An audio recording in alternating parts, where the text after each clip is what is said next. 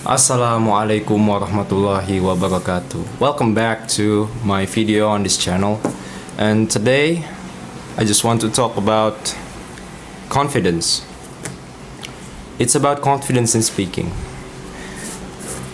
So I was in a seminar days ago, and it was a seminar that was led by a speaking coach. His name is Coach William, a popular motivator, popular coach that has a lot of followers on his social media because he shares so many great tips on developing your self-confidence and achieving better at speaking, and self-value, self-love, and other things like that.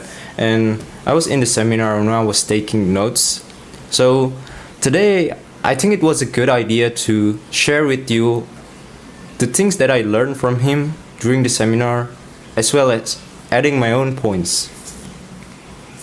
Okay, so let's start with the first point, which is self-image. Now, self-image is a very important topic to talk regarding self-confidence because about image, I think the way I describe self-image is how do you see yourself? How you see yourself? Okay? Do you see yourself as a good person, or do you see yourself as a bad or underperforming person? Now, this is important because a lot of people make mistakes with how he sees himself or how she sees herself. Sometimes people see themselves as a bad person, as underperforming person. Although he do better, although he do good. Yes, he do good, just they don't appreciate it. They do good. They just don't appreciate it, and that's the problem. They don't appreciate themselves a lot.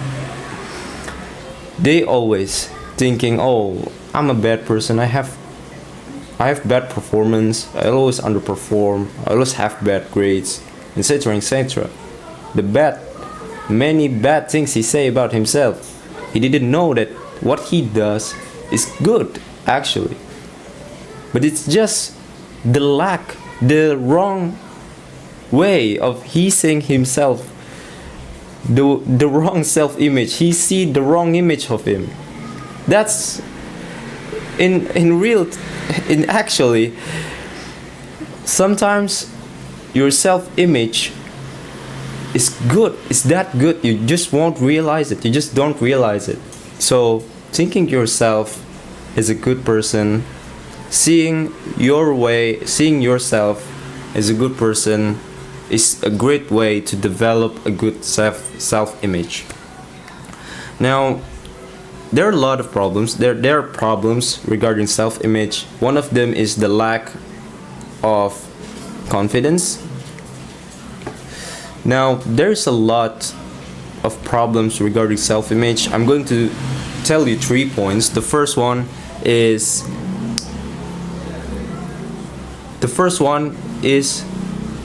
to underestimate yourself. And this is a bad problem, A lot of people do this. A lot of people tend to underestimate themselves. Oh no, I'm not good at this. A challenge comes to that person, and the challenge actually has some relation. Actually, the person can do this challenge. Actually, this challenge doesn't have huge requirements. The requirements are normal, and this person actually can fulfill those requirements. He actually, in simple words, he can do the challenge. But the problem is he underestimates himself. He say no to the challenge. The challenge comes and he quickly says, no, I can't. I'm too bad for this. I'm not worthy. I'm a loser. And that's what I call by underestimating yourself. Even when people try to cheer him up, like, hey, you're not actually that bad. He went on and continues, oh no, no, bro, I'm just this bad. I'm so bad. This is underestimating, and this is a huge problem regarding self-image, because it breaks your self-image. It breaks your self-image. Because you are what you think. If you think you're good, then you are good. You are what you think. And I know we hear this a lot from motivational audios and medias. But yeah, it's true. You are what you think. Because if you always think I'm bad, I'm sucks, then yeah, you're bad. I'm afraid that what you speak to yourself will be a limit. It will be a wall that's blocking you from your greatness. It will be a wall that blocks you from opportunities and challenges that's ready for you, but you're not ready for them. That's the first problem. And the second problem is overthinking. Thinking too much. In a bad way. In a bad way. Thinking is good, but if thinking in a good way, thinking with optimism. But if you're thinking with bad thoughts, with underestimate, no, this is bad. Some people, they overthink, they see challenge and they quickly overthink. Oh no, I can do this. I cannot do this. It's too hard. And what about this? What about that? What about if I fail? What people will react? If I take this, will I fail? If I take that, will I fail? If I use this, will I fail? Etc. etc. And overthinking is just halting you. Yes, it will halt you from speaking, from doing, from things that you should be doing. And if you can eliminate this problem of overthinking, then I can say that's a big win.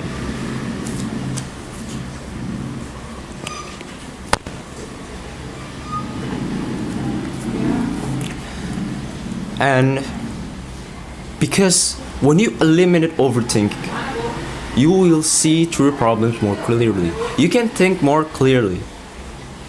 Because you're prepared for that problem. You're not overthinking. You're ready to think through that problem and actually solve it. Actually solving it. So stop overthinking, because it's a bad habit, okay? Don't worry too much. And the third problem is filler words. People who have filler words, there are two cases actually about filler words. The first case is the people just don't have confidence in the speaking. In their speaking. They don't have confidence, or they have little confidence. So, or they think, oh no, is this what I'm talking is good? Is what I'm talking right now is good? Is it bad? And yeah, back to overthinking. But yeah, this problem, filler words and overthinking, are related to each other. That's why. So yeah, the way is to believe in what you're speaking. If you believe in what you speak, then you speak good. That's what I think. It's simple. And so that's the first case, okay? The second case is the people already trying their best. He, she just try his best, tried her best, but it's just a lack of practice. Because speaking, especially speaking on public, requires a lot of practice. You cannot just think and just say it. Okay? Because practice makes perfect. The more you practice speaking, the more you become good at your speaking, and the less you'll conduct this filler words problem. Okay? So if you want to speak in public, go practice. Go practice. The more you practice, the better you're at it. Okay, so I'm going to ask some tips, some solution that I get from the seminar, from the person. And the first one is to discover your own identity. Discover your own identity. Who are you? What value do you bring?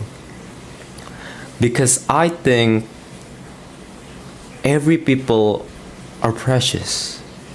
Every people are precious. The question is, your question is, you have to find your value. What is your value? Because the value of different people, okay? Different people had different values, had different skill sets, have different things to offer. So your challenge is to discover your own value. What am I good at? What can I give to people? What can I contribute to people? That is your value. That is your identity. Oh, I'm a person who is good at this. I'm a person who's passionate at this. Good. Take notes and continue. Continue doing good. Okay? Continue doing good and make it better. If you already know your identity, if you already know your strengths, keep doing it better. Okay? And the second one is to know what your SWOT is. SWOT is SWOT. Strengths, weakness, opportunities, and threats. Okay, first, your strengths. What are your strengths? Are you a great speaker? Can you speak multiple languages? Or what are you passionate about? What are you good at working at? Are you a programmer? Are you a mechanic? Are you a football player? There's a lot of strengths, and you have to discover your own strengths, because your strengths then becomes your value. And then there's your weakness. No people are perfect. They have weaknesses, so you can take notes of what your weaknesses is and try not to get what you can fix. Your weakness, fix it. Okay? So you take note weakness, you take notes of your weakness to fix them or to consult about them. And then opportunities. If you know your strengths, then you will know your opportunities. You can see this challenge. Oh, I can do this challenge. This challenge is for me. That's opportunities. You can see an opportunity in front of you and you see, wow, I have strengths, I have skills to face this opportunity and become good at it. Then yeah, take it.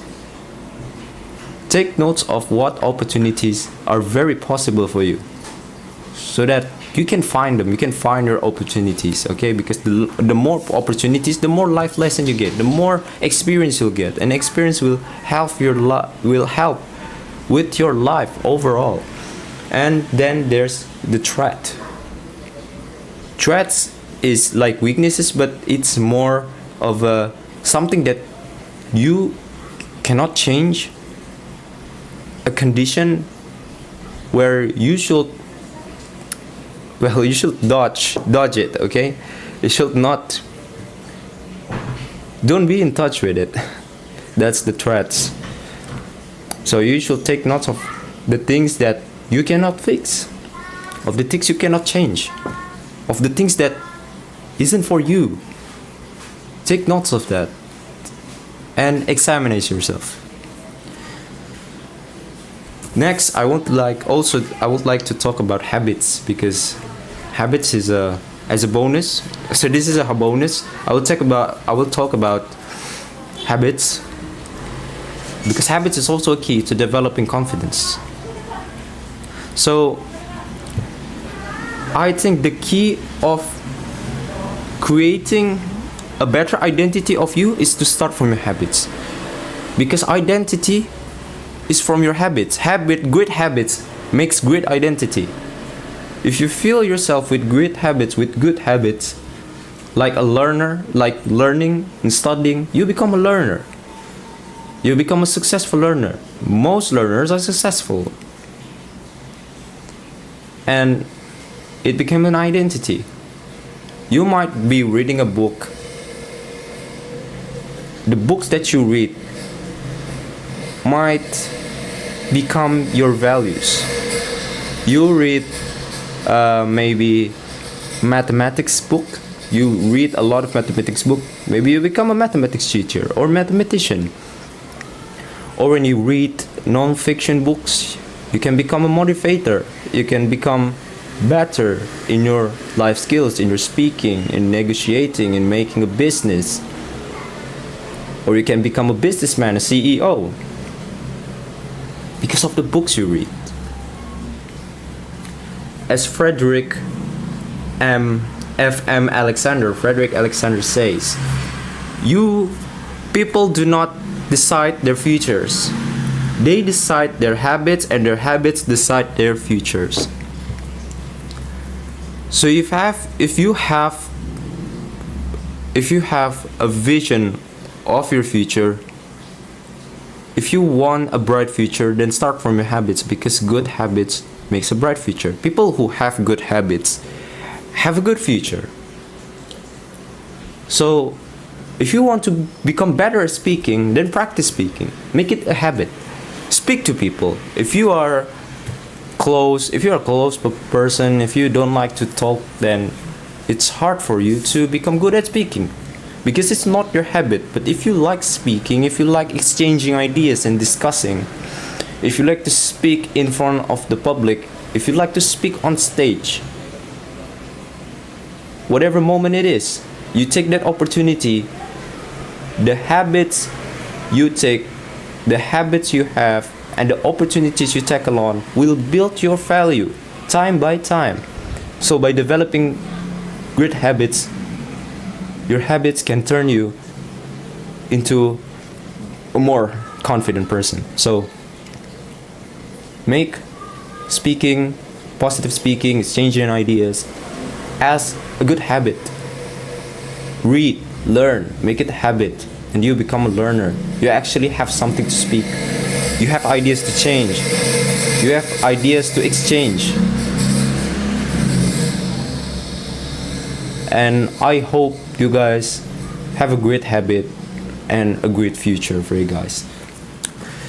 Okay, that's all I can talk. It's actually just some of the whole thing that I take notes, but I think it's enough for you guys. And also because I make this video for my homework, so yeah, it cannot be too long. So I wish you guys have a good afternoon, a good day. I hope all your tasks are done. I hope you guys have a happy day. Thank you so much. Have a nice day. Wassalamualaikum warahmatullahi wabarakatuh.